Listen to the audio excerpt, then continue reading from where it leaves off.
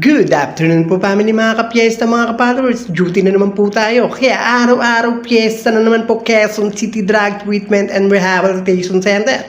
Ang luto po nating tanghalian ng family ay chop suey po, vegetable para healthy ang family. Kaya family mga ka-piyesta, busog-lusog na naman po ang tanghalian natin. Kaya ano pa pong hinihintay natin? Let's go! Ito nga po pala mga simpleng sangkap ng chop suey. Bawang lang po yan, sibuyas, chicken cubes po, oyster sauce, toyo.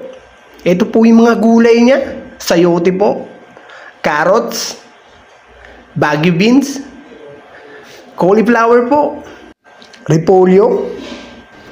Okay, start na po tayo. Lagay na po natin itong lulutuan nating malalaking kawali.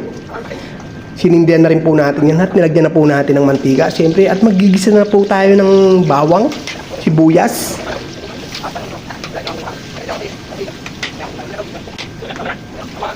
Okay, lagay na po natin tong chicken niya. Ito po yung sahog niya. Lagay na po natin ng toyo, pampalasa. Then mekos-mekos lang po. Napakasarap po ng ulam nila. Pang healthy po. Gulay po.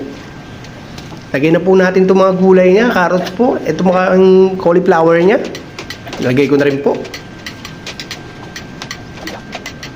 Okay, mekos-mekos lang po. At ito na po yung sasabaw natin. Maya-maya. Okay, buksan na po natin yan. At nilagay ko na nga rin po itong sayote niya. Yan po. At bagu beans, nilagay ko na rin po. At sasabawan ko na po yan para konting kulo lang po, luto na siya. Okay, oyster sauce, toyo, then mekos-mekos, syempre.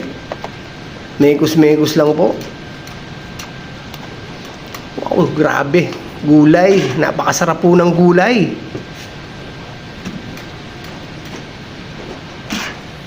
Dito lang po yan sa Quezon City Drug Treatment and Rehabilitation Center. Okay po, malapit na po itong maluto. At isusunod ko na nga po dyan yung gulay na repolyo maya-maya. Ito nga po yung pampalapot natin. Giniling po na malagkit yung pampalapot natin. Bell pepper po, nilagay ko na rin. At isusunod ko na nga po, sabi ko kanina na repolyo po. Ayan na nga po. Tsaka ako po nilalagay ang repolyo pag malapit na po siya maluto. At ito nga po family mga kapiesta, luto na nga po to.